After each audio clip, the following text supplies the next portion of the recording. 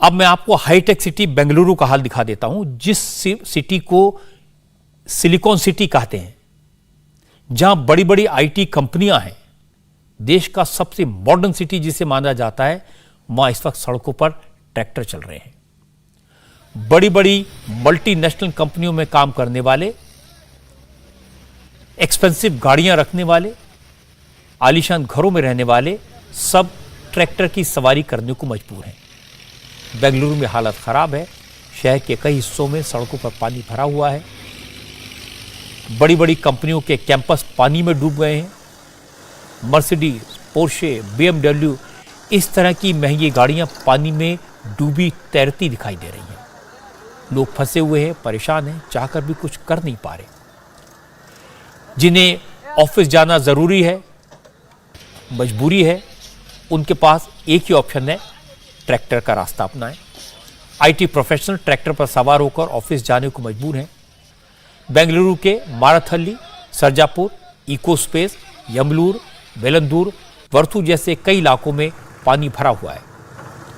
बेंगलुरु में जो सबसे पॉश एरिया है, जिसे व्हाइट फील्ड कहा जाता है, वहां की सिचुएशन भी बेहद खराब है। व्हाइट फील्ड बेंगलुरु का आईटी हब है। यहाँ बड़ी बड़ी आईटी कंपनियां हैं, मल्टीनेशनल कंपनियां हैं। यहाँ एक प्रीमियम 2 BHK फ्लैट की कीमत 2 करोड़ से ज़्यादा है। एक विला खरीदने के लिए लोगों ने 7 से 8 करोड़ रुपए इन्वेस्ट किए हैं, लेकिन हर जगह पानी भरा हुआ है। करोड़ों रुपए के विलास के अंदर पानी जा चुका है। सिचुएशन यह है कि लोगों का बाहर निकलना मुश्किल हो गया है। बेंगलुरु के यमलूर एरिया में हिंदुस्तान एरोनॉटिक्स लिमिटेड HAL के तेजस डिवीजन का हेडक्वार्टर है। यहां भी पानी भरा हुआ है। बेंगलुरु में बारिश की वजह से हालात इतने खराब कैसे हुए, ये मैं आपको बताऊंगा, लेकिन पहले आपको कुछ तस्वीरें दिखा देता हूं जो हमारे संवाददाता टी राघवन ने भेजी हैं। यमलूर मेन रोड पर अब ट्रैक्टर की सवारी करनी पड़ रही है।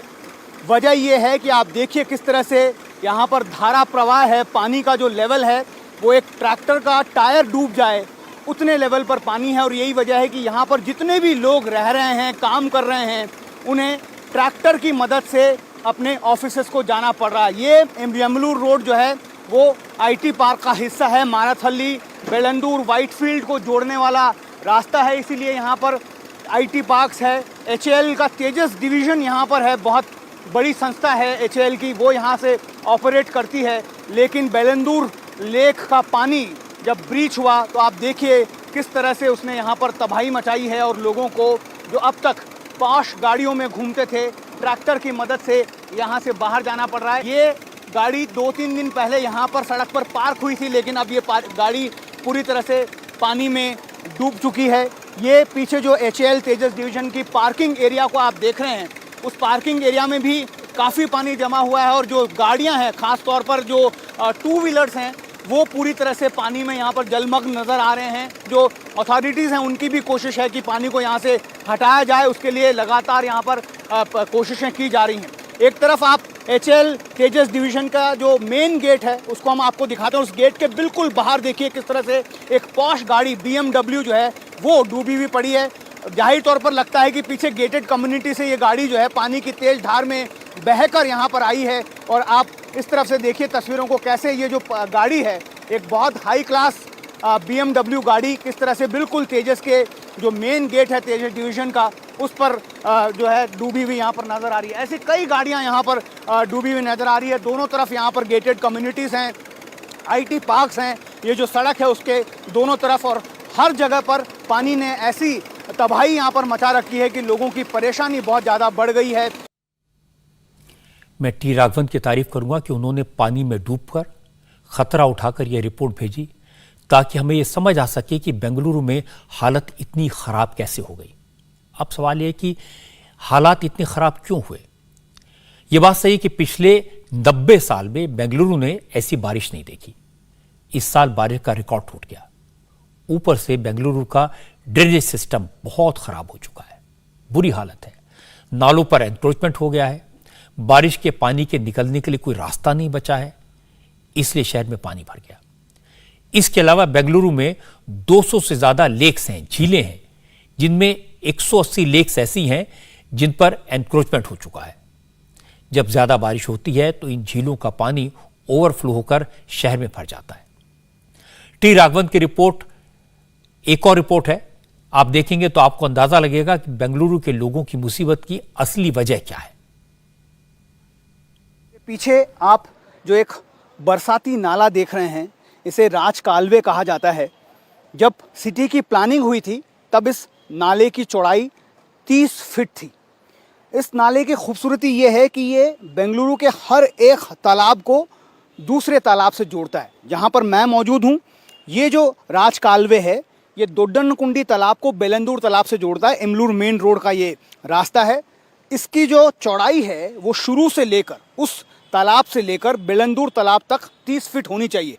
आप इसकी शुरुआत देखिए, जब ये नाला इस दोड्डनकुंडी तालाब से शुरू हो रहा है तब इसकी चौड़ाई लगभग 30 फीट है, लेकिन आगे जाते जाते आप देखिए किस तरह से अतिक्रमण, एकदम लाइव तस्वीरों के जरिए आप समझ सकते हैं कि किस तरह से अतिक्रमण ने इस नाले की चौड़ाई को आगे बढ़ते बढ़ते कम कर दिया। यहाँ से आप जाते जाते ये 20 फीट हो गया। इस तरफ जो अपार्टमेंट कॉम्प्लेक्स है उसने लगभग आधे नाले को यहाँ पर इंक्रोच कर रखा है। उस तरफ जो पीछे की तरफ जो दूसरे छोटे अपार्टमेंट आपको नज़र आ रहे हैं, उनकी बाउंड्री वॉल भी इस नाले को इंक्रोच करती हुई यहाँ से साफ नज़र आ रही है।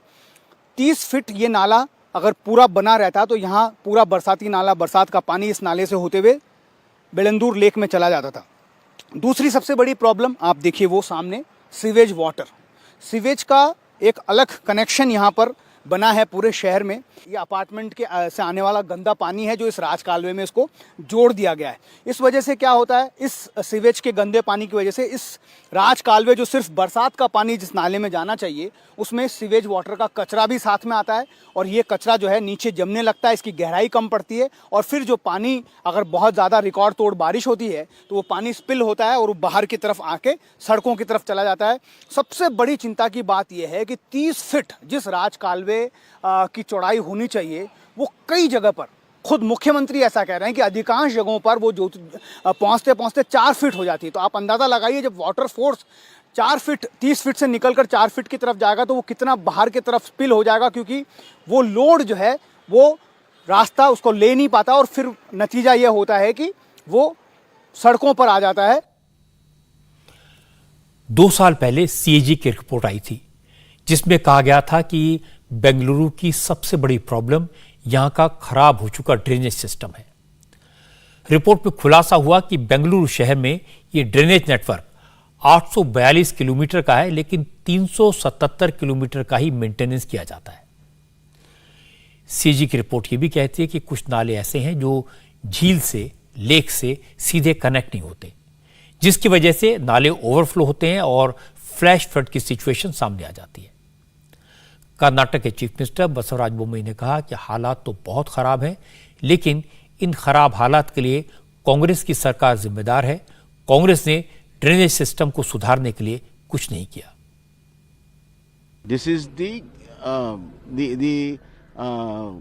Result of bad administration of the Congress government. ये कांग्रेस की बैड गवर्नमेंट का नतीजा है। उन्होंने झीलों में और बफर जोन्स में कंस्ट्रक्शन के लिए कई जगह परमिशन दी थी, उसी वजह से ये प्रॉब्लम आई है। उन्होंने कभी झीलों के मेंटेनेंस पर ध्यान नहीं दिया। अब मैंने इसे चैलेंज की तरह लिया है। मैंने 1500 करोड़ रुपए बारिश के पानी की निकासी के लिए दिए हैं। कल मैंने 300 करोड़ रुपए एनक्रोचमेंट हटाने के लिए दिया था, ताकि राज कालवे पर पक्का स्ट्रक्चर बनाया जा सके। इससे भविष्य में पानी की निकासी से दिक्कत नहीं होगी। There will be no any impediment और एनी। बसवराज बोम्मई कर्नाटक के चीफ मिनिस्टर हैं, पुराने नेता हैं, अनुभवी नेता हैं। कांग्रेस पर इल्जाम लगाकर अपनी जिम्मेदारी से नहीं बच सकते, लेकिन यह वक्त आरोप प्रत्यारोप का नहीं है। यह वक्त कांग्रेस और बीजेपी के झगड़े का नहीं है। इस वक्त बेंगलुरु के लोगों को मुसीबत से निजात दिलाने में सबको मिलकर कोशिश करनी चाहिए। परेशानी की बात यह कि बेंगलुरु में बारिश अभी भी रुकी नहीं है। आज भी बेंगलुरु में बारिश हुई, कुछ इलाकों में 8 सेंटीमीटर से ज्यादा बारिश हुई है। मौसम विभाग का कहना है कि अगले 2-3 दिनों में बेंगलुरु में और भी भारी बारिश हो सकती है, इसलिए सावधान रहने की जरूरत है। इंडिया टीवी हर वक्त हर जगह डाउनलोड करने के लिए सर्च करें India TV news Google play store या ऐप स्टोर पर।